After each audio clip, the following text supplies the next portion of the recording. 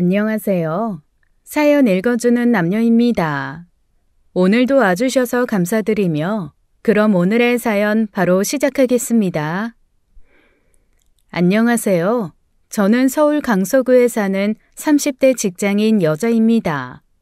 왜 그런 말이 있잖아요. 시자만 붙으면 멀쩡했던 사람도 사물도 갑자기 꼴보기 싫어진다고. 그 중에서도 어머니나 누이 앞에 시자가 붙으면 상상 초월로 싫어진다는 우스갯소리요. 세상에는 수많은 이상한 시누이들이 있지만 제가 보고 듣고 겪었던 시누이는 그 이상 중의 이상이었습니다. 아무리 드라마에서 나오는 악랄한 시누이를 봐도 저런 사람이 진짜 있을까 싶었는데 정작 그 최악의 시누이가 내 가족이라뇨.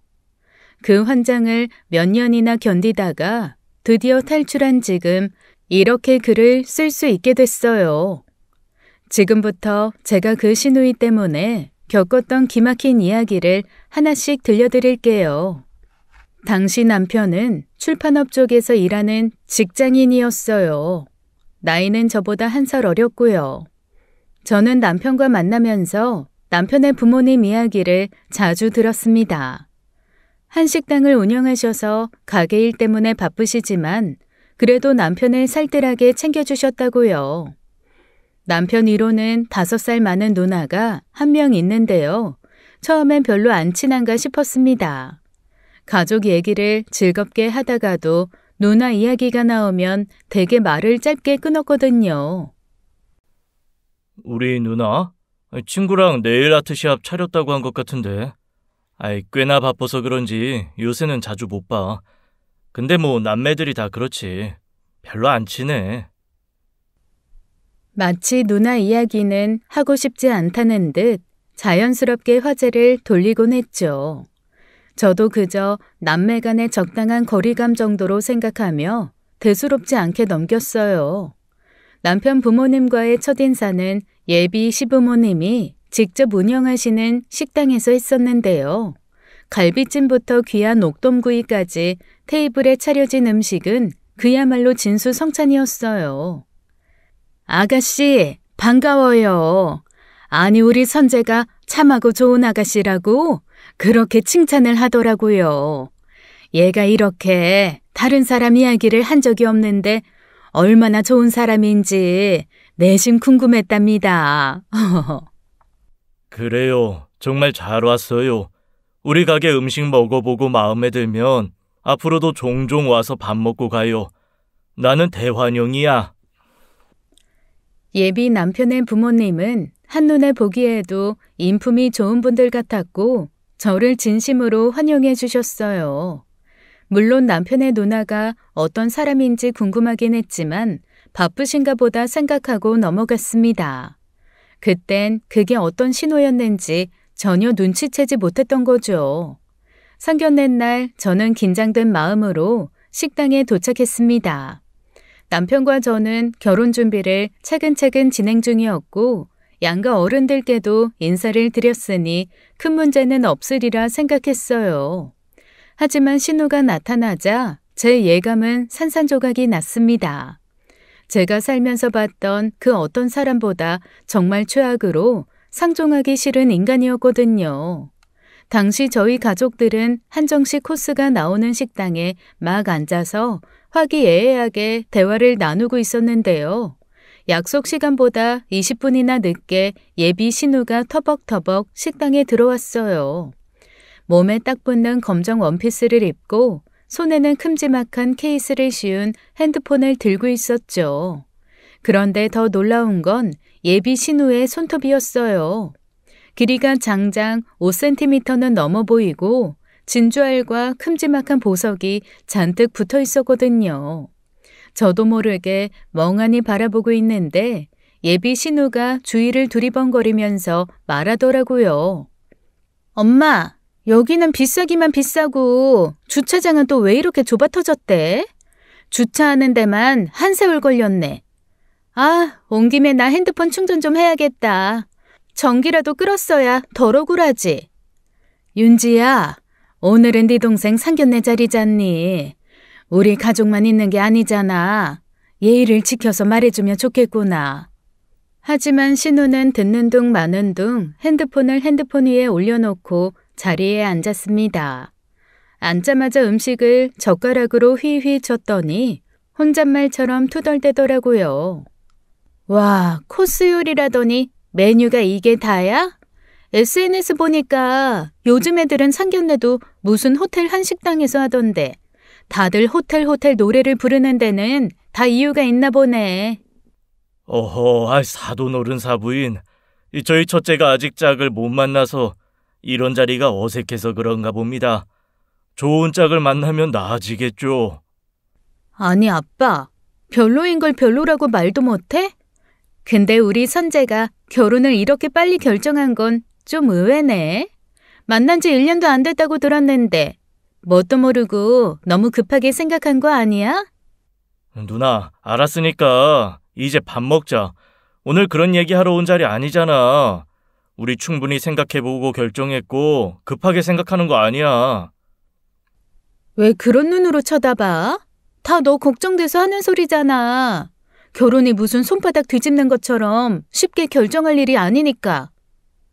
윤지야, 얘가 오늘따라 왜 이래? 저희는 괜찮습니다. 이 사돈댁 따님이 참 당차고 시원시원하시네요. 저희 아버지의 중재에 분위기가 다시 차분해졌어요. 예비 신우는 젓가락으로 몇 번 음식을 깨작거리더니 이내 하품을 쩍쩍 하더라고요. 우리 엄마 아빠만 있어도 숨이 막히는데 여기는 대체 양옆에 꼰대가 몇 명이야? 이래서 내가 안 온다고 했잖아. 이윤지, 네 동생 상견례 자리에서 이게 무슨 짓이야? 우리 가족만 있는 것도 아니고 최소한의 예의는 지켜야 할 거 아니야. 알았어. 근데 분위기 망친 거 나 아니고 엄마다. 그렇게 상견례 분위기에 폭탄이 터졌습니다. 역시 연륜은 연륜인지 그렇게 신우가 나가버렸는데도 양가 어른들이 분위기를 어찌어찌 수습하시더군요. 자리에서 잠시 나와 화장실에 갔는데 화장실 칸에서 예비 신우가 쓱 나오더라고요. 처음엔 별 생각 없이 지나치려 했습니다. 그런데 예비 신우가 날카로운 말투로 제게 말을 걸었어요. 그래. 마침 잘 만났네. 이렇게 만나서 말인데 나 그쪽 영 맘에 안 들어. 네? 뭐라고요? 아니 갑자기 대놓고 제가 싫은 티를 팍팍 내는데 어이가 없더라고요. 저도 모르게 인상을 구기며 예비 신우를 쳐다보니 그때부터 본론이 나왔습니다. 어디서 누나가 결혼도 하기 전에 동생이 먼저 결혼을 하겠다고 나서? 내가 그렇다고 결혼을 못하는 건 아니고 안 하는 거라지만 이건 경우가 아니지. 안 그래? 그리고 그쪽 우리 집 재산 보고 선재한테 접근한 거 아니야? 선재보다 나이도 1살 많다며. 재산이라뇨. 그게 무슨 말씀이세요? 요즘 그런 정신 나간 여자들 많잖아. 겉으론 멀쩡해 보여도 속으론 남자 집안 노리고 접근하는 미친 여자들. 대놓고 물어볼게. 너 우리 식당 잘 되는 거 알고 선재 만난 거 아니야? 애가 훤칠한데 직장도 멀쩡한 데다 집에 돈까지 좀 있다? 그럼 나 같아도 탐나지. 예비 남편의 재산을 보고 접근했다고요? 어디서 그런 생각을 했는지 몰라도 그 순간 정말 어이가 없었어요. 저 말은 누가 봐도 대단한 재벌집 따님이 할 법한 대사잖아요. 남편네 집은 2층짜리 식당을 하고 있었고요. 재산은커녕 저희 집도 부족한 건 없었거든요. 두 부모님은 학교 선생님을 오래 하다가 은퇴하셨고 저도 직장 생활을 하며 경제적으로 독립한 상태였으니까요. 그런데도 신우는 본인의 이상한 상상 속에서 저를 판단하고 있었습니다. 그런 거 아니고요. 저희 둘 다 서로 좋아서 결혼 결심한 거예요. 그리고 저희 부모님 두 분 다 학교 선생님 하시다가 은퇴하셨어요. 경제적으로 전혀 부족한 것 없이 키워주셨고요. 학교 선생님이면 대단치도 않네. 난 또 무슨 대단한 집안이라고. 지금 저희 부모님한테 너무 무례한 거 아닌가요? 뭐? 뭐래? 얘 봐라. 너 지금 나한테 대드는 거야? 어디서 눈을 그렇게 동그랗게 뜨고 말대답이야? 대드는 게 아니라 말이 안 되잖아요. 저랑 저희 부모님을 오늘 처음 보셨는데 무슨 근거로 이렇게 말씀하시는 거예요? 참. 야, 말 다 했어? 결혼 전부터도 이렇게 눈을 희번덕거리면서 대들고 보는데 결혼까지 하면 우리 집에 무슨 일이 생길지 뻔하네. 이선재는 어디서 이런 여자를 데리고 와가지고. 그 순간 화장실 문이 열리고 제 어머니와 예비 시어머니가 들어오셨습니다. 두 분은 우리가 다투고 있는 모습을 보고 깜짝 놀라셨죠. 사돈처녀, 내가 지금 들어오면서 끝부분만 들었는데 이게 지금 뭐 하는 거예요? 내가 아까부터 좋은 자리라 쭉 참았는데 상견례 자리에서 이러는 건 경우가 아니죠. 아니 그냥 궁금해서 물어본 거 가지고 왜들 이래요? 경우까지 나올 정도로 제가 뭘 잘못했는데요. 죄송합니다. 이은지, 너 나와. 내가 제명에 못 죽겠다. 당장 따라와. 그렇게 상견례 자리는 파토가 났고요. 그날 상견례 자리에서 예비 신우의 무례한 행동을 겪고 나서 마음이 너무 복잡했습니다. 당장 오늘 일이 문제가 아니고 예비 신우는 앞으로 계속 마주칠 가족이 될 사람이었으니까요. 상견례 이후 저희 부모님이랑도 예비 남편과도 진지하게 대화를 나눴어요. 솔직하게 말할게. 너희 누나 때문에 우리 결혼 다시 생각해보게 돼. 정말 미안해. 누나 때문에 놀라고 화난 거 나도 알아. 사실 누나가 몇 년 전에 다이어트 한다고 독한 한약이며 양약을 좀 오래 먹었는데 그 이후로 많이 예민해지고 날카로워졌어. 매번 저런 식이니까 우리 부모님도 포기하고 집에서 거의 내놨거든. 그래도 상견례 자리니까 조용히 있겠다고 약속하고 나온 건데 우리 생각이 짧았던 거지. 하나야, 누나 문제는 내가 더 신경 쓸게. 우리 결혼 다른 이유 때문에 포기하기 싫어. 어? 예비 남편의 진심 어린 말에 마음이 조금씩 풀렸지만 여전히 걱정은 되더라고요. 결혼하면 명절이나 가족 행사마다 저 여자를 볼 텐데 제가 과연 견딜 수 있을까 싶기도 하고요. 그래서 남편에게 조건을 걸었어요. 좋아, 결혼하자. 그런데 조건이 있어. 조건? 아니, 뭐든 말해. 다 들어줄게. 누나 문제는 자기가 무조건 책임지고 해결한다고 약속해. 나한테 무조건 참으라고만 하면 곤란해. 이 약속 안 지키면 난 못하겠어. 당연하지. 내가 여보 편 안 들고 누나 편 들겠어? 자기한테 절대 떠넘기지 않을 거야. 무조건 내가 처리할게. 약속할게. 말로만 그러지 말고 행동으로 보여줘야지. 결혼하면 가족 행사면 명절마다 볼 텐데 그때마다 나 혼자 감당하게 하는 일은 없었으면 좋겠어. 알았어. 그런 걱정 안 하게 할게. 믿어줘. 남편의 진지한 태도에 조금은 마음이 풀렸지만 완전히 안심되진 않았어요. 결혼이라는 게 단순히 둘만의 문제가 아니라는 걸 누구보다 잘 알고 있었으니까요. 그 후로 남편은 말뿐만 아니라 행동으로도 저를 안심시키려 애썼습니다.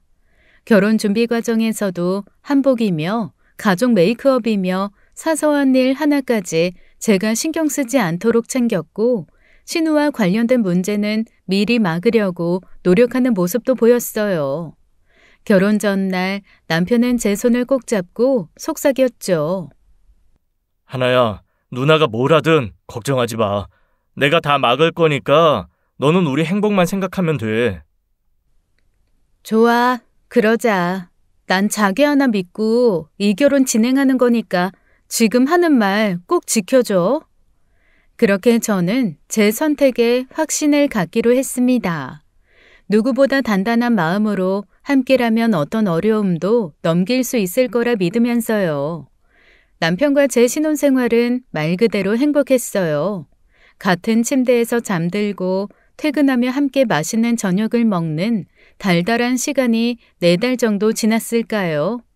어느 날 퇴근하고 집에 들어왔더니 현관문 앞에 못 보던 커다란 캐리어가 있더라고요. 이게 뭔가 싶어 주위를 둘러보자 아파트 계단에 털썩 앉아있던 신우가 반갑다는 듯 손을 흔들더군요.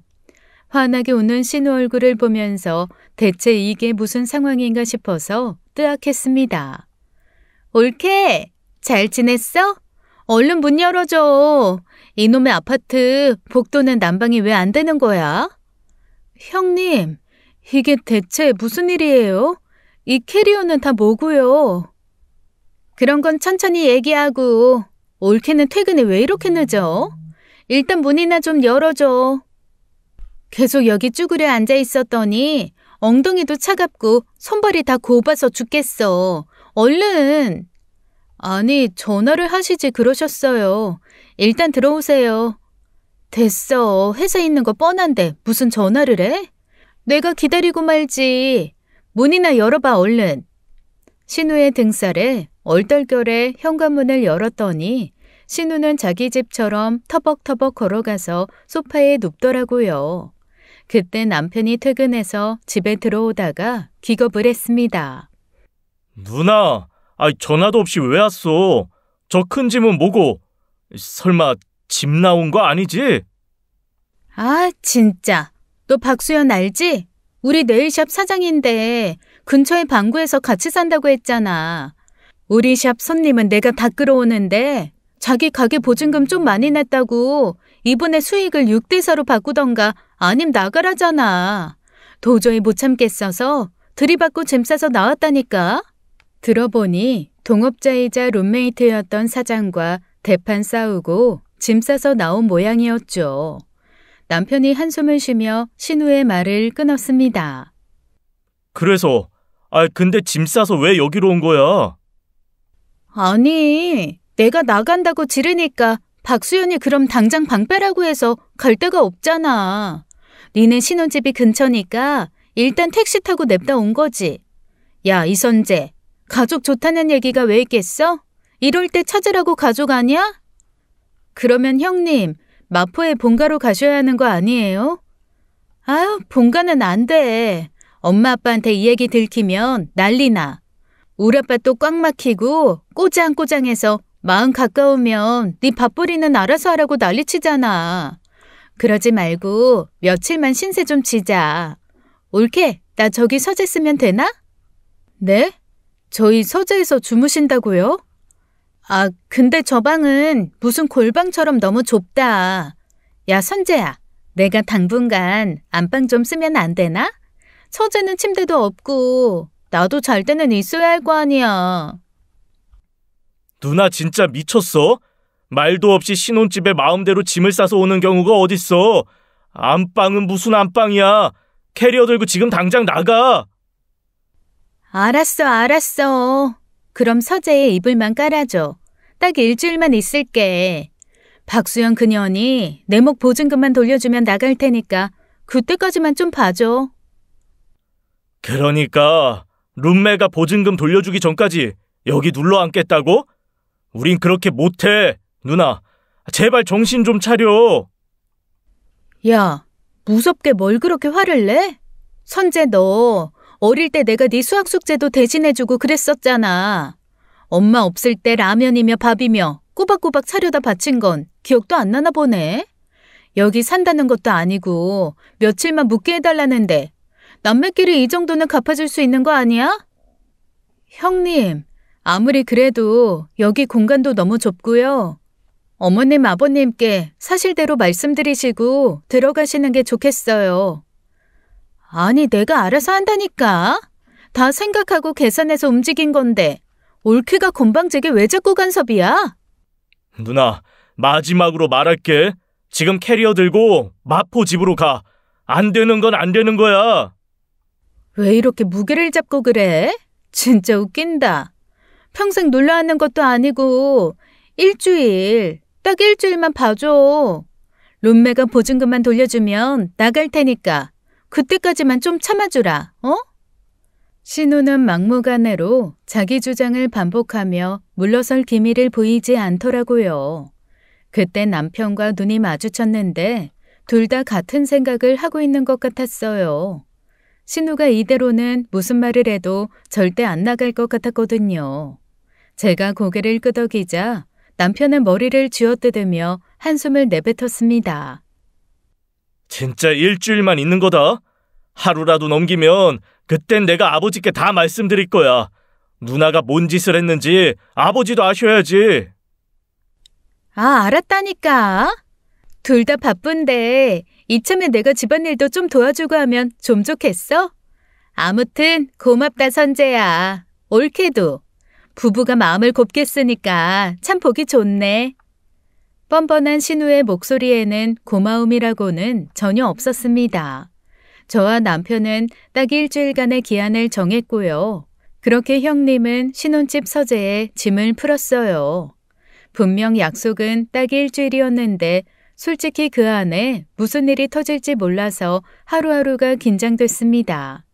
신혼집에 폭탄 같은 사람이 들어와 있으니 마음이 편할 리가 없었죠. 그렇게 신우와의 기간제 동거가 시작되었어요. 그때를 생각하면 정말 악몽 그 자체 같았습니다. 신우는 처음에는 집안일을 도와준다더니 웬걸 오히려 집을 엉망으로 만들어 놓으셨더라고요. 거실 테이블엔 과자 봉지가 널브러져 있고 개수대엔 설거지거리가 산처럼 쌓여 있었죠. 그뿐인가요? 빨래통엔 축축한 땀 냄새가 나는 옷들이 잔뜩 쌓여 있었어요. 신우가 워낙 땀이 많은 체질인데 빨래 한번 돌릴 생각은 전혀 없는 것 같더라고요. 그래도 매일 노트북 앞에 앉아 있길래 구직 사이트라도 보는 건가 했더니 깔깔거리면서 유튜브 영상 보고 메신저만 하더군요. 긴 손톱으로 키보드를 타닥거리며 종일 앉아있는 모습에 저는 점점 미칠 것 같았어요. 옳게! 퇴근했으면 치킨 좀 시켜 먹자. 아침부터 이것저것 하느라 힘들어서 그래. 신우는 제가 퇴근만 하면 어김없이 배달 음식을 먹자고 졸랐어요. 그도 그럴 것이 그쯤 남편이 너무 바빠서 매일 야근을 했거든요. 제가 어쩔 수 없이 배달 음식을 시키면 신우는 정말 번개같이 다리 두 개를 선점하더라고요.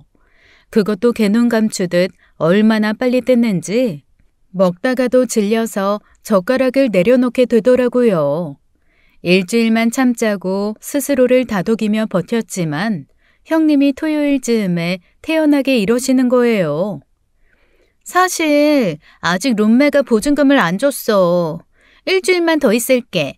옳게 말이면 껌뻑 죽으니까 선재한테도 잘 좀 말해주면 안 될까? 나도 이러고 싶어서 이러는 거 아니야. 뭐라고요? 일주일이나 더요? 형님, 이제 결단을 좀 내리셔야 할 것 같아요. 만약에 보증금 끝까지 안 주면 어쩌시려고요? 나가라고 눈치도 참 다양하게 주네.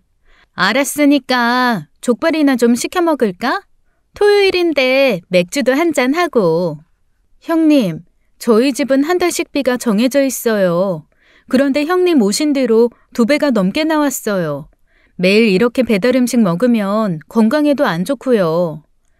뭐? 지금 먹는 걸로 눈치 주는 거야? 옳게 진짜 너무하네.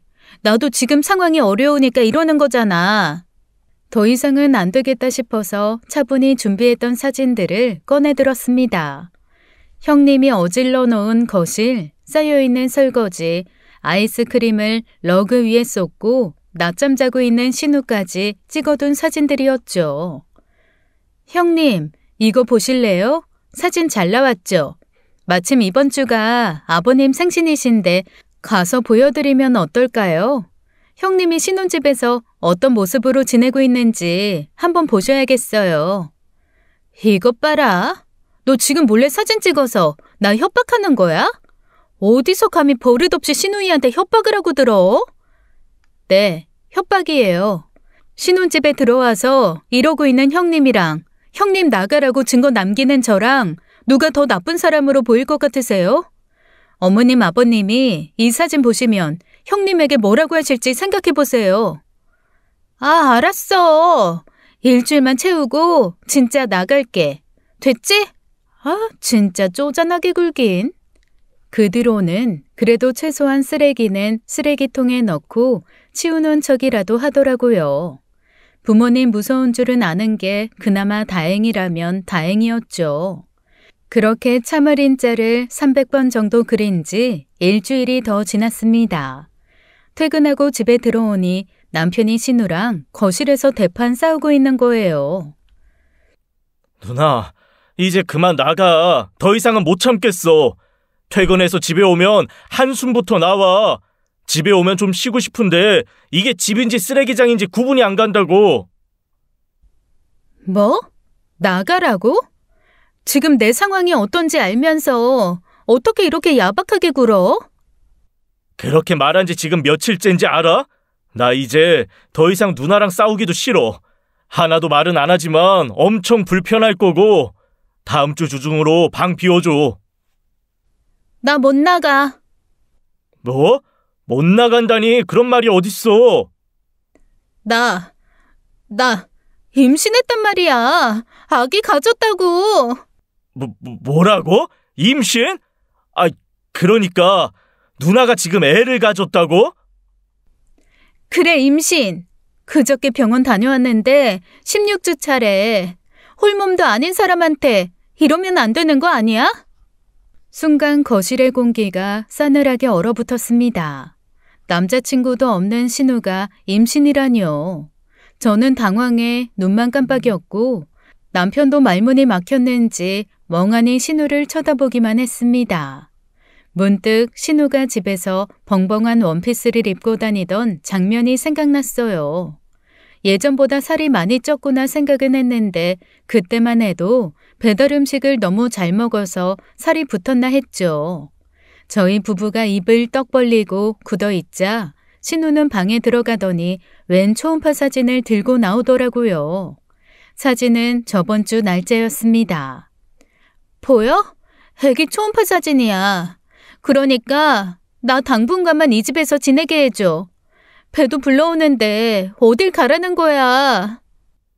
누나, 지금 그게 문제가 아니잖아. 임신이 무슨 무기도 아니고 애 아빠가 대체 누구야?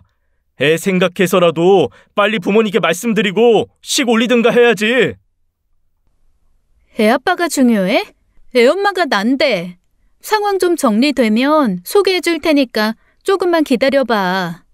근데 설마 나 쫓아내는 거 아니지? 뱃속에 애도 있는데 이 추운 날씨에 어딜 나가. 애 아빠가 누군지도 말 못하는 상황에서 정리되길 기다리라고? 이거 누나 혼자 해결할 문제 아니잖아. 그러니까 나 혼자 해결 못하니까 여기 있는 거잖아. 배도 불러오고 몸도 무거운데 왜 자꾸 나한테만 난리야? 일주일 안으로 보증금 준다니까 그만 좀 보채고 기다려. 형님, 그래도 이건 중요한 문제예요. 아기를 위해서라도 애 아빠가 누군지 말씀하셔야 돼요. 이렇게 계속 숨기고 넘어갈 수 있는 일이 아니잖아요. 아, 나중에 소개해준다니까? 왜 자꾸 애 아빠 가지고 물고 늘어져? 나도 생각이 있어서 그러는 거야. 저는 어이가 없어 말문이 막혔습니다. 누구보다 화가 난 건 남편이었지만 임신한 누나에게 차마 큰 소리를 내지 못하고 꾹 참는 모습이 안쓰럽기까지 했어요. 결국 그날 저녁 남편과 저는 답답한 마음으로 새벽까지 잠들지 못했습니다. 하나야, 진짜 너한테 너무 부끄러워서 무슨 말을 해야 할지 모르겠다. 누나가 이렇게까지 뻔뻔하고 생각 없는 줄도 몰랐어. 근데 저런 엄마 아래에서 크는 애가 너무 불쌍하잖아. 누나는 어찌됐든 어른이니까 행동에 책임을 지면 되는데 애는 무슨 죄냐고. 저는 남편의 말을 들으며 복잡한 마음으로 고개를 끄덕였습니다. 아직 누군지도 모르는 애아빠가 머릿속을 떠나지 않았죠. 결국 남편과 저는 신우를 며칠 더 신혼집에 머물게 하기로 했습니다. 임신한 사람을 당장 쫓아낼 수도 없었으니까요. 여보, 형님 우리 집에 있는 거 딱 일주일만이야. 더는 못 참아.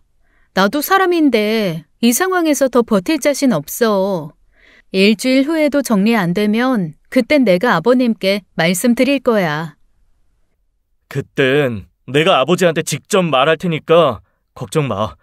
마음 같아서는 당장 쫓아내고 싶은데 진짜 미치겠다. 아니, 애 아빠가 누군지 왜 말을 안 하는 거냐고. 정말 돌아버리겠네. 며칠을 더 지켜보기로 했지만 신우의 태도는 정말 한계를 넘어섰습니다. 새벽까지 쿵쾅거리면서 돌아다니고 오후 늦게야 일어나는 통에 저희 부부까지 생활 패턴이 엉망진창이 됐고요. 저는 매일 형님 뒤치다꺼리를 하며 속이 터질 지경이었어요. 올케, 저녁에 뭐 먹어? 뱃속에 있는 애기가 복숭아가 먹고 싶다네. 형님, 복숭아는 요즘 제철도 아니고 구하기가 너무 힘들어요. 다른 과일 드세요. 집에 사과랑 감 있어요. 힘들긴 뭐가 힘들어. 요즘 같은 시대에 온실 복숭아 하나 없겠어? 임산부가 먹고 싶은 걸 못 먹으면 애 코가 삐뚤어진다던데. 이제 먹는 걸로 눈치 주는 거야? 실제로 꽤나 부푼 배를 보니까 너무 박하게는 못 대하겠더라고요. 우리가 한 발 물러서자 신우는 그야말로 물 만난 물고기처럼 날아다녔습니다. 급기야는 입덧이 심하다며 드러누워서 정말 아무것도 안 하더라고요. 저와 남편은 원래 아이 계획 중이었지만 신우로 인한 스트레스로 이틀에 한 번씩 싸웠어요. 여보, 이래서 어떻게 애를 가져? 우리 신혼집에 형님 눌러붙은 것만으로도 숨이 막혀.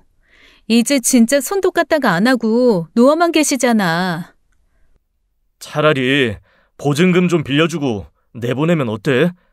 차용증 제대로 써서 빌려주고 안 보는 게 낫지 싶어서. 그 돈 형님 성격이나 씀씀이 보면 절대 못 받아. 그냥 주는 셈 치자는 거잖아. 그건 안 되지. 아까 얘기한 것처럼 이번 주까지만 두고 보고 아버님께 말씀드리자. 애초에 누나를 받아주면 안 됐는데 정리 제대로 못해서 미안해. 이번 주에 내가 꼭 얘기할게. 매일같이 의견이 엇갈리는 와중에도 형님의 뻔뻔함은 멈출 줄 몰랐습니다. 그러던 어느 날 밤 형님이 또 연병을 시작하더라고요. 올케, 뱃속에 우리 애가 애플망고가 먹고 싶대. 백화점이라도 가서 사다 주면 안 될까? 애플망고 같은 소리 하네. 이젠 진짜 못 참겠다. 애 아빠 누구야? 우리가 이렇게 뒷바라지 해주는 동안 애 아빠는 어디서 뭐하고 있냐고. 알았어. 애 아빠 이번 주에 보여줄게. 됐지? 그만 좀 해. 누나, 내 인내심도 진짜 마지막이야. 애 아빠 면상 보고 상황 정리해야겠으니까 제대로 약속 잡아. 알았다고. 주말에 얼굴 보여줄 테니까 그만 좀 짜. 부부가 쌍으로 짹짹거리니까 스트레스 받아서 배 땡긴다고. 며칠 뒤 신우는 드디어 애아빠를 소개하겠다며 약속을 잡았습니다. 카페 문이 열리고 한 남자가 고개를 푹 숙인 채 천천히 들어왔습니다.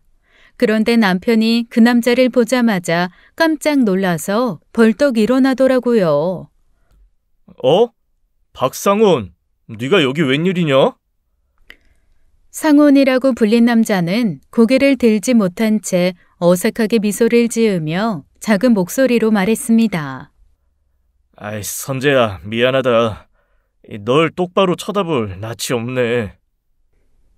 그 한마디에 남편의 표정이 순식간에 굳었어요. 알고 보니 애아빠라는 놈이 남편의 고등학교 동창이었던 겁니다.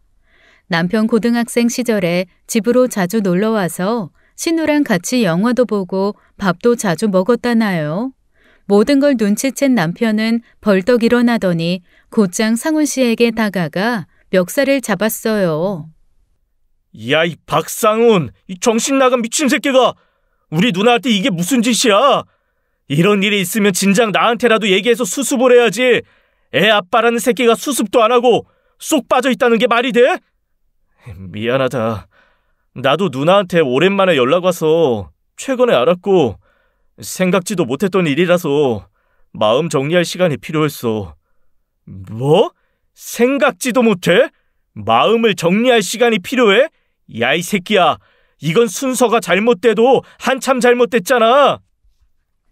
남편은 멱살을 놓지 않고 상훈 씨를 매섭게 노려봤습니다. 그 순간 신우가 남편을 향해 버럭 소리를 지르더라고요. 야, 이선재! 왜 상훈이한테 이래? 네가 애아빠 보자고 난리를 쳐서 만든 자리잖아. 근데 멱살잡이부터 하면 내가 뭐가 돼? 누나는 지금 이 상황이 장난 같아? 애아빠가 이 자식이면 솔직하게 얘기를 먼저 했어야지. 이게 무슨 말이나 되는 일이야. 둘이 무슨 사이야?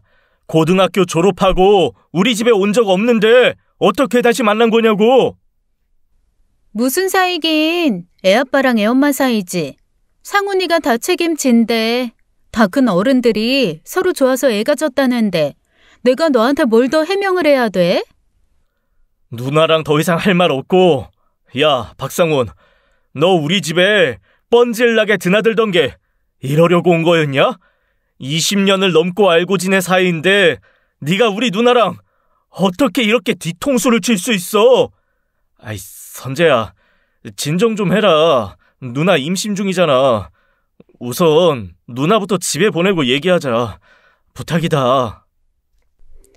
임신 이야기가 나오자 남편은 애써 화를 누르더라고요. 저는 배를 붙잡고 씩씩거리는 신우에게 택시비를 주면서 먼저 집에 가 있으라고 내보냈어요. 그제야 남편은 한숨을 내쉬며 자리에 털썩 앉았습니다. 똑바로 말해. 대체 무슨 일이 있었던 거야? 둘이 언제부터 만난 거냐고. 그게 올해 초에 우연히 나이트클럽에서 만났어. 처음엔 그냥 가볍게 얘기만 했는데 한두 번 더 만나서 술 마시고 그랬지. 근데 누나가 저번 달인가 갑자기 임신이라고 그러더라. 그렇게 됐어. 한두 번 더 만났다가 그냥 즐기다 임신한 거네. 야, 진지하게 만나는 사이도 아니었고, 진짜 기가 차서 할 말이 없다. 미안하다, 선재야. 나도 이럴 줄 몰랐어. 그래도 나 그렇게 뻔뻔한 놈은 아닌 거 알잖아. 윤지 누나랑 아이 내가 다 책임질게. 한 번만 믿어줘라. 책임진다. 책임이라는 말 쉽게 하네. 그럼 당장 우리 부모님께 말씀드리고 결혼 준비 시작해. 니들이 한 짓 다 감당하라고. 알아들었어? 알았다. 어머님 아버님께는 조만간 찾아뵙고 말씀드릴게. 누나가 결혼식 얘기를 해서 약식이지만 결혼식 준비도 하려고 해. 정말 미안하다, 선재야. 진짜 누나랑 네가 이렇게 될 줄 몰랐다. 너 우리 누나한테 잘해. 제대로 안 하면 내가 진짜 가만 안 둘 테니까. 그렇게 그날의 만남은 마무리되고 시부모님께 임신 사실을 고백하는 운명의 날이 밝았습니다.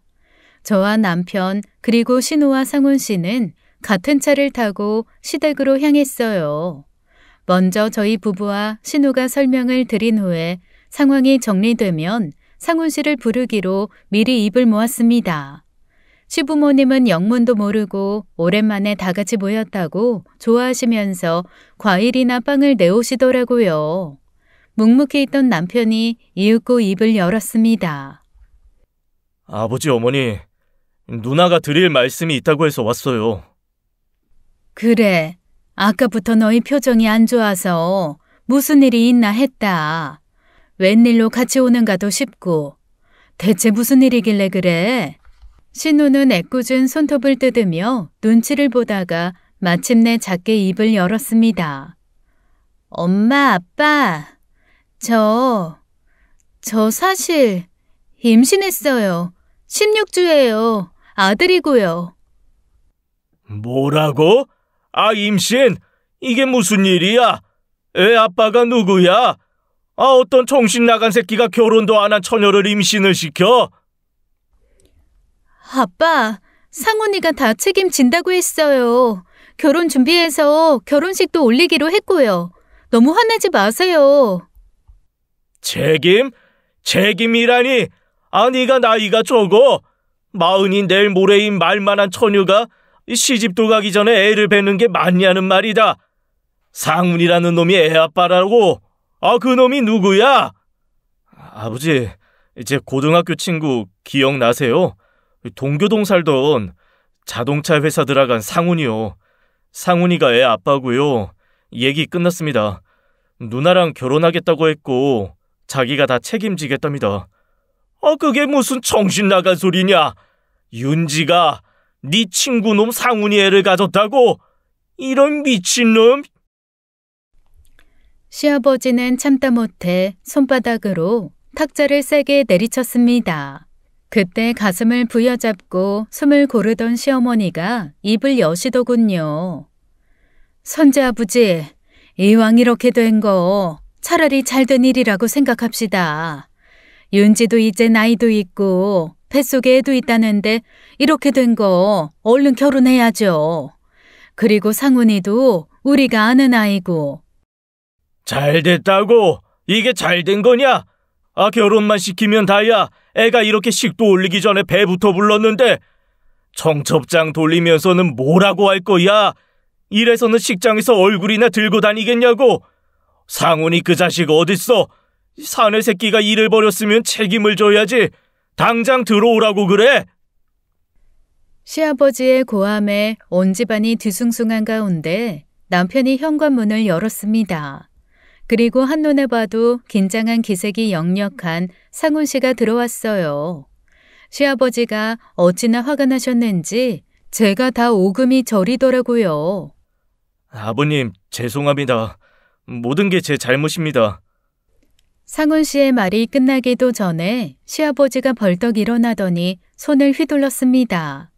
뺨을 얻어맞는 큰 소리가 거실에 울려 퍼지고 아무도 감히 입을 못 열었어요. 너 이 새끼, 선재랑 친하게 지낸다고 밥도 먹이고 잠도 재우고 우리가 너한테 얼마나 잘해줬는데 이 배은망덕한 놈. 죄송합니다, 아버님. 윤지 누나랑 아이 제가 끝까지 책임지고 잘 살겠습니다. 제발 한 번만 믿어주세요. 책임진다고 해서 이게 다 끝나는 줄 알아? 배가 이렇게 불렀는데 이제 와서 대충 무릎 꿇고 빌으면 다 끝나는 일이야? 너같이 파렴치한 놈을 어떻게 믿으라는 말이야? 여보, 이제 좀 진정해요. 이미 일어난 일을 어쩌겠어요. 상훈이도 이렇게 빌고 있잖아요. 윤지 생각해서라도 결혼은 서둘러야죠. 애가 뱃속에서 더 크기 전에. 좋아, 니들 결혼해라. 대신 잘 들어. 이 윤지한테 조금이라도 속 썩이고 힘들게 하면 그땐 진짜 가만 안 둔다. 알아들었어? 네, 아버님. 죄송합니다. 더 이상 절대 실망시키지 않겠습니다. 그렇게 시부의 분노와 시모의 한숨 속에서 결혼 준비가 시작됐습니다. 신우의 배가 점점 불러오는 상황이라 서두르지 않을 수가 없었죠. 그날 남편과 저는 마음이 복잡해서 평소 잘 안 마시던 소주를 연거푸 마셨어요. 하나야, 아무리 생각해도 도저히 이 상황이 이해가 안 된다. 내 친구랑 우리 누나랑 말이나 되는 소리냐고. 여보, 우리 이 일로 너무 그렇게 스트레스 받지 말자. 일은 이미 벌어졌는데 뭐 어쩌겠어? 상훈 씨도 책임진다고 하고 형님도 결혼하고 싶다고 하고 이왕 이렇게 된 거 결혼 준비 잘해서 행복하게 사시면 됐잖아. 남편은 기가 막히고 속상한지 눈물까지 보였죠. 저는 남편을 다독이면서도 한숨만 나왔습니다. 앞으로가 걱정되면서도 어쩌면 형님이 조금이나마 책임감 있는 사람이 되지 않을까 싶은 희망이 든 것도 사실이에요. 며칠 뒤 신우는 짐을 싸면서 상훈 씨 부모님과 있었던 일을 저에게 해맑게 떠벌렸습니다. 옳게! 상훈이 부모님 완전 난리 났었잖아. 우리 아빠랑 상훈이 아빠랑 진짜로 소리 지르면서 싸우는 거 처음 봤다니까. 저는 입을 다물고 신우를 쳐다봤습니다. 이건 눈치가 없는 건지 아니면 멍청한 건지 분간이 안 갔어요. 40살 가까이 먹고 그런 분위기에서 어떻게 이렇게 태어날 수 있는지 제 상식선을 넘어섰거든요. 하지만 신우는 짐을 싸면서도 계속 이야기를 늘어놓았습니다. 상훈이 엄마가 나한테 뭐라고 했는지 알아? 내가 상훈이한테 어울리는 사람이 아니래. 이렇게 쫓기듯이 결혼하라고 아들 뒷바라지한 거 아니라면서. 어이없지? 그래서 우리 엄마가 바로 따지고 들더라고. 책임질 일 생겼으면 책임져야지. 이게 기본 아니냐고. 형님, 그러면 결혼은 하기로 한 거예요? 당연하지. 애가 있는데 별 수 있어? 결혼해야지. 근데 나한테 뭐라더라? 앞으로 우리 집에 들어온 이상 제대로 해야 한다나 뭐라나. 웃기지 않아? 아들 가진 유세도 그런 유세가 없더라. 애는 뭐 혼자 만들었나? 형님이 그렇게 해맑게 웃으며 짐을 싸는 모습에 저도 모르게 깊은 한숨이 새어나왔습니다. 저 같으면 동네 창피해서 애 낳고 조용히 살 것 같은데 전혀 부끄러움을 느끼지 못하는 인간이더라고요. 근데 올케, 짐은 다 싸놨으니까 나 상훈이네 집으로 데려다 주라. 이 짐 다 들고 택시 탈 순 없잖아. 이 정도는 해줘야지. 저는 대화를 포기하고 형님을 상훈 씨 집으로 데려다 줬어요. 어쨌든 결국엔 결혼을 한다니 골칫덩어리를 치우는 것 같아서 다행이었죠. 그렇게 신우의 혼전동거가 시작됐어요. 상훈 씨는 나름 태어날 아이를 위해 더 열심히 살려고 노력하는 것 같더라고요. 아침 일찍 출근하고 밤늦게 퇴근하면서도 집안일도 거들고 결혼 준비에도 적극적이었다고 남편을 통해 들었습니다. 그런데 형님은 그런 상훈 씨와는 전혀 다르게 여전히 뻔뻔함의 극치를 달리더라고요. 올케, 그때 봤지? 우리 예랑이네 집 신축 아파트인 거. 근데 아무래도 상훈이 혼자 살던 집이다 보니까 TV 하나가 없더라고. 하나밖에 없는 동생네가 결혼 선물로 80인치 TV 정도는 해줘야지. 센스 있게 챙겨줘봐. 이게 무슨 소리인가 싶었지만 형님은 하루가 멀다 하고 저를 들들 볶아댔습니다. 결국 남편과 상의 끝에 TV까지는 아니고 큰 냉장고를 결혼 선물로 보내드렸죠. 신우의 성화는 그뿐만이 아니었어요. 올케, 나 결혼식 호텔에서 하는 건 알지? 근데 몸이 무거워서 드레스샵에 혼자 못 가겠어. 올케가 데려다주면 어때? 형님, 왜 그렇게 중요한 일을 저한테 부탁하세요? 남편분이나 친구분들한테 도움받으면 되잖아요. 상훈이는 결혼 전에 야근 수당 다 땡긴다고 매일 야근하고 내 친구들은 다 바빠. 그리고 솔직히 말하면 친구들은 다 예전에 시집가서 애 키우느라 마땅한 친구가 없어서 그래. 올케가 연차 내고 도와줄 수 있잖아. 나 임산부인데 그것도 못 해줘? 결국 저는 이것만 얼른 해치우고 손 뗀다는 심정으로 신우를 도왔습니다. 드레스샵 동행에 식장 투어, 부케 고르기까지 제가 손 안 댄 곳이 없었어요. 제 남편이 알면 길길이 날뛸 게 뻔하니 신우는 제 남편에게는 제발 비밀로 해달라고 간청하더라고요. 이번에 도와주면 영원히 이 은혜는 잊지 않겠다고요. 그렇게 우여곡절 끝에 신우의 결혼식 날이 밝았습니다. 신우의 부푼 배를 보고 하객들이 수근거렸지만 정작 두 사람은 꽤나 행복해 보였어요. 형님은 화사한 드레스를 입고 활짝 웃고 있었고 상훈 씨는 그런 형님을 나름 다정하게 챙기더라고요. 그 모습을 보니 그 순간만큼은 형님을 미워하지 않기로 했어요. 이제 형님도 애엄마인데 철 좀 들겠지 생각하면서 두 사람의 행복을 빌어줄 뿐이었죠. 하지만 그 행복이 그렇게 오래가지 않을 줄은 그 누구도 예상하지 못했습니다. 몇 달 후 신우가 드디어 아이를 낳았다는 소식이 들려왔어요. 가족들은 설렘과 기대를 한 몸에 안고 병원으로 향했죠. 시아버지와 시어머니, 남편과 저는 아기가 있는 신생아실 앞에서 유리창 너머를 바라봤어요. 이윽고 간호사가 아기를 보여주는 순간 저희 가족은 모두 얼어붙고 말았습니다. 누가 봐도 아기 생김새가 순수 한국인의 외모가 아니었던 거예요. 짙은 피부에 이국적인 이목구비, 긴 속눈썹까지 분명 아기의 얼굴은 동남아 쪽 혈통이었습니다. 시부모님은 멍하니 아기를 바라보다가 그 자리에 주저앉으시더라고요. 엄마, 아버지, 설마 싶은데 확인해 봐야 할 것 같아요. 지금 누나한테 같이 가시죠. 남편도 저랑 같은 생각을 하고 있는 것 같았어요.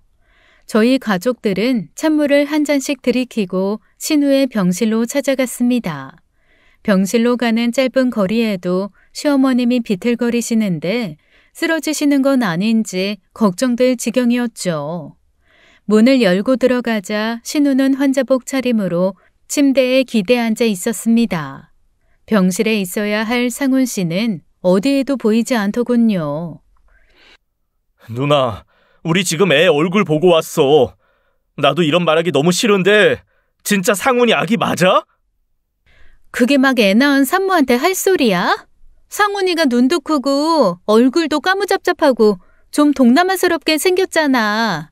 애 아빠 닮은 거겠지? 장난치지 마. 이게 말이 된다고 생각해? 누나 솔직히 말해. 무슨 사고를 친 거야?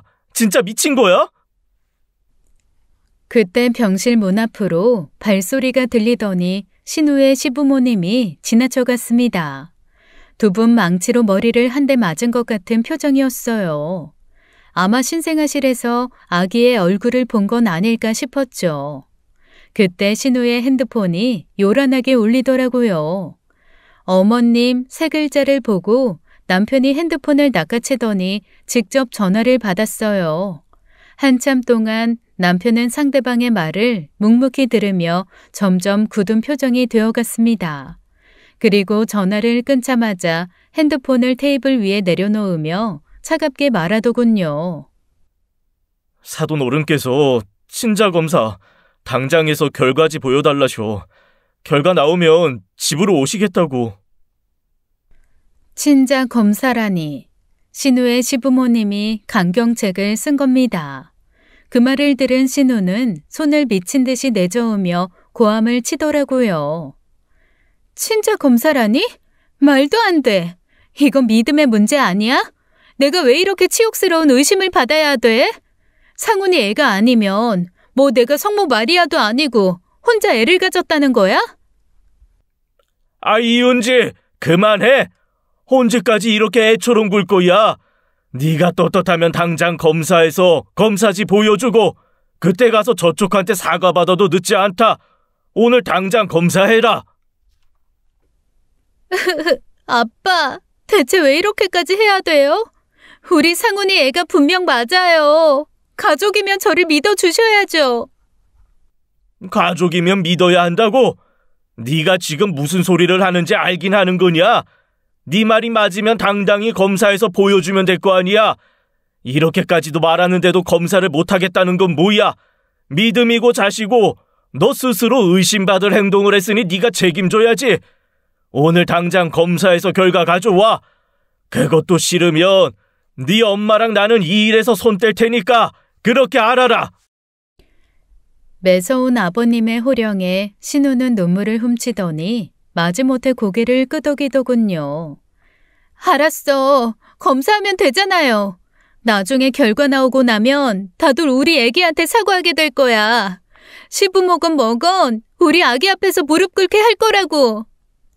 며칠 뒤 친자검사 결과가 나왔습니다. 모두가 한데 모인 시댁 거실은 무거운 긴장감으로 가득 차 있었어요. 검사 결과 봉투가 열리는 순간 숨소리조차 들리지 않을 정도로 정적이 흘렀습니다. 그리고 결과는 불일치.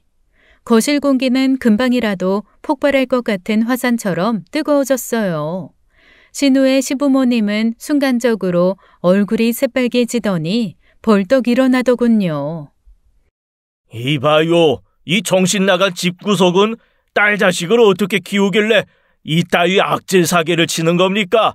저희 이대로 가만히 못 있습니다. 우리 아들 명예에 먹칠한 만큼 제대로 책임지게 할 거라고요. 동네에서 망신당할 준비 톡톡히 하쇼. 아니야, 상훈아. 어머님, 아버님, 뭔가 오해가 있는 것 같아요. 그래, 머리카락이 잘못 섞인 거 아니에요? 다시 검사해 볼게요. 네? 신우의 애원에도 신우의 시부모님들은 한 번도 뒤돌아보지 않고 현관문을 나섰습니다. 상훈 씨도 신우를 한 번도 돌아보지 않고 뒤따라가 버렸어요. 그 자리에 남은 가족들은 그야말로 충격과 분노로 얼어붙었습니다. 한참을 침묵하던 남편이 마침내 입을 열더군요. 이게 무슨 꼴이야. 대체 어떻게 된 건지 지금이라도 제대로 말해봐. 네가 무슨 짓을 한 건지 똑똑히 봐라. 애는 무슨 죄가 있어서 이런 일에 휩쓸려야 하단 말이야. 어디서부터 잘못된 건지 어쩌다 이렇게 된 건지 말하라고. 신우는 시부의 호통에 흐느끼며 바닥에 주저앉았지만 끝까지 입을 열지 않았습니다. 애를 안고 시댁으로 들어가서도 계속해서 입을 다물고 있다고 하더군요. 그렇게 시간이 몇 주가 지났을까요? 신우는 그새 상훈 씨에게 혼인 취소 소송 소장을 받았답니다. 소송에서 장렬히 패소하고 급기야 엄청난 위자료까지 물게 되자 가족회의가 열렸죠. 윤지야, 더 숨길 게 뭐가 있냐? 지금이라도 솔직히 애 아빠가 누군지 말해라. 빨리 정리하고 애는 키워야 하지 않겠냐? 신우는 고개를 숙인 채 손톱만 만지작거리고 있었어요. 그동안의 화려한 손톱과는 달리 입으로 온통 물어뜯은 흔적이 가득한 볼품없는 손톱이더라고요. 여기서도 못 볼 걸 보게 하려고 그래? 애 아빠 누구야? 얼른 말해. 나도 진짜 상훈이 애인 줄 알았다고. 그러니까 결혼도 하고 애도 낳았을 거 아니야. 이 정신 나간 거사. 그럼 애가 그냥 생겼다는 말이야? 짐작 가는 거라도 있으면 얘기를 해야 수습을 할 거 아니야. 사실 동창들이랑 여름에 보라카이 놀러 갔을 때 술 진탕 먹고 클럽에 갔었어요. 그때 필리핀 사람이랑 놀았는데 그 사람인 것 같기도 하고 상훈이랑 만났던 시기랑 너무 비슷해서. 뭐? 보라카이? 클럽? 너 진짜 정신 나갔어? 나도 이렇게 될 줄 몰랐어. 그냥 한번 즐기고 끝난 줄 알았지. 애를 가졌을 줄 알았겠냐고. 이 미친 거사. 네가 진짜 사람이냐? 그런 일이 있었는데 어떻게 너는 100% 믿고 일을 이 지경까지 만들어? 애는 무슨 죄라고 상황을 이렇게까지 끌고 온 거야? 그때 시아버지가 벌떡 일어나 큰 가방에 신어오시며 아기 옷을 마구잡이로 넣으셨어요. 더 말할 것도 없다. 너 같은 거 더 이상 내 딸도 아니야. 네 애 데리고 나가서 알아서 살아라. 당장 나가. 아니 아빠, 이미 벌어진 일이고 몇 천짜리 위자료까지 물게 생겼는데 저한테 이렇게까지 하실 거예요? 네가 뭘 잘못했는지 몰라서 묻는 거라면 나가서 평생 생각하면서 반성하고 살아. 너 같은 딸 두는 거 이제 내 수치다. 신우는 상황을 전혀 심각하게 받아들이지 못한 채 씩씩거리며 짐을 싸더군요. 애도 있는데 설마 영원히 내쫓겠냐는 생각 반, 일단 이 상황을 피하려는 생각 반이었겠죠. 진짜 너무하시네요. 애 낳은 지 한 달도 안 된 산모를 이렇게 욕하고 몰아세우고 나중에 다들 미안하다고 후회나 하지 마요. 신우는 애를 안고 짐을 질질 끌며 현관문을 나갔습니다. 문이 쾅 닫히는 소리가 온 집안에 울려 퍼지면서 거실은 얼음장 같은 침묵에 휩싸였어요.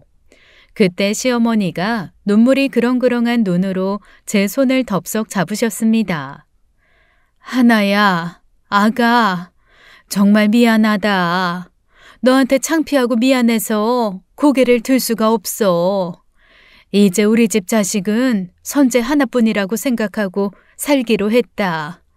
네가 이 집에 들어와서 겪은 모든 고생 다 내가 애를 잘못 키운 탓이야.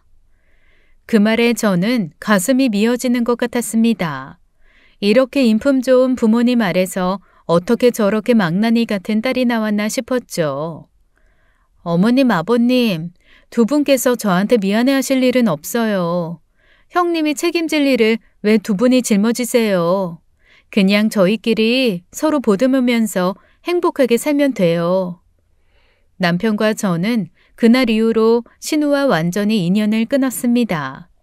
시부모님도 다시는 그 아이와 만나지 않겠다며 모든 연락을 차단하시고 집도 정리해서 이사하셨죠. 그렇게 신우의 이름은 저희 집에서 금기어가 되었어요. 신우의 어린 시절 앨범도 못다 가지고 나간 짐도 싹 다 처분하시고 정말 없던 사람처럼 대하시더라고요. 그렇게 시간이 흘러 올해 저도 첫 아이를 품에 안았습니다. 작은 손가락을 꼬물거리는 아기를 보며 행복에 젖어있던 어느 날 문득 신우의 아이가 떠올랐어요. 유난히 피부가 검고 이국적인 그 아이의 얼굴이 눈앞에 선하더라고요. 아마 형님은 어디선가 그 아이와 함께 힘겹게 살아가고 있겠구나 싶으면서요. 아이가 엄마를 선택해서 태어난 것도 아닌데 무슨 죄가 있겠나 복합적인 감정이 떠오르기도 하고요. 하지만 저는 곧 생각을 접었습니다. 그건 형님이 감당해야 할 몫이고 저희 가족이 더 이상 짊어질 일이 아니니까요. 그 일련의 일을 겪으면서 이제야 깨달았어요. 가족이란 단순히 혈연으로 맺어진 사람들이 아니라 서로를 이해하고 지켜주는 사람들로 만들어지는 거라는 걸요. 여러분도 사랑하는 가족분들과 함께 행복한 연초 보내시길 바라며 긴 글 마치겠습니다. 지금까지 사연 읽어주는 남녀였습니다. 끝까지 시청해주신 여러분 감사드리며 저희는 다음 사연으로 돌아올게요. 감사합니다.